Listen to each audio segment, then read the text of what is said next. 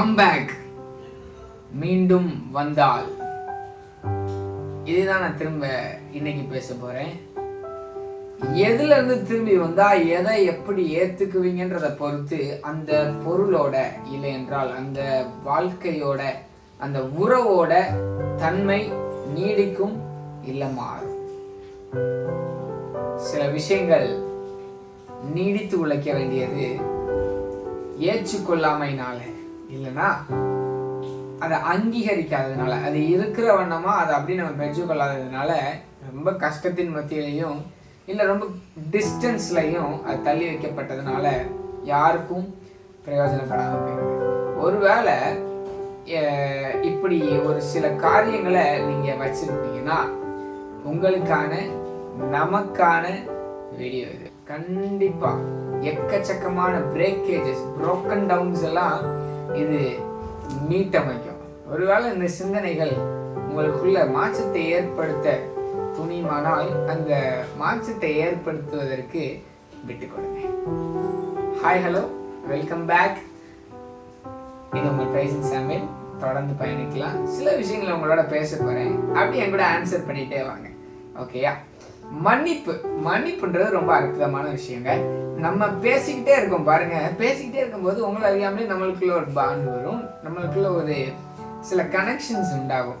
இந்த வார்த்தைகள் சில நேரங்களில் உங்களை ஹீல் பண்ணும். ஸோ இதே மாதிரி தான் நீங்க யார் கூட பேசிட்டு இருந்தாலும் இது நடக்கும் இல்லையா?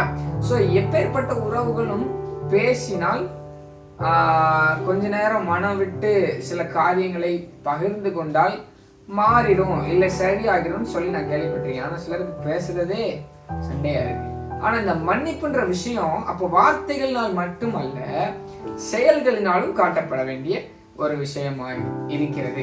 ஸோ இன்னைக்கு நான் என்ன பேசிட்டு இருக்கிறேன், என்ன சொல்ல விரும்புறேன் அப்படின்னா, இது ஒரு குட்டி thought, but it will make a big impact in your life.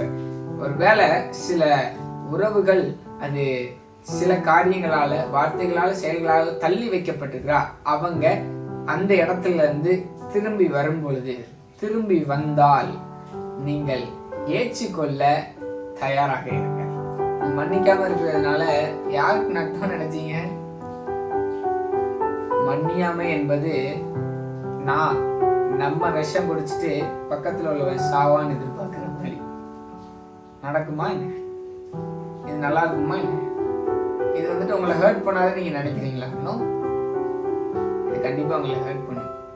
So இது வந்துட்டு சிலர் சொல்லுவாங்க, நான் செத்தாலும் பேச மாட்டேன்டா அப்படின்னாங்க. நீங்க யோசிச்சு பாருங்க, இந்த அன்ஃபர்கிவ்னஸ்ன்றது it costs your life. No my friend.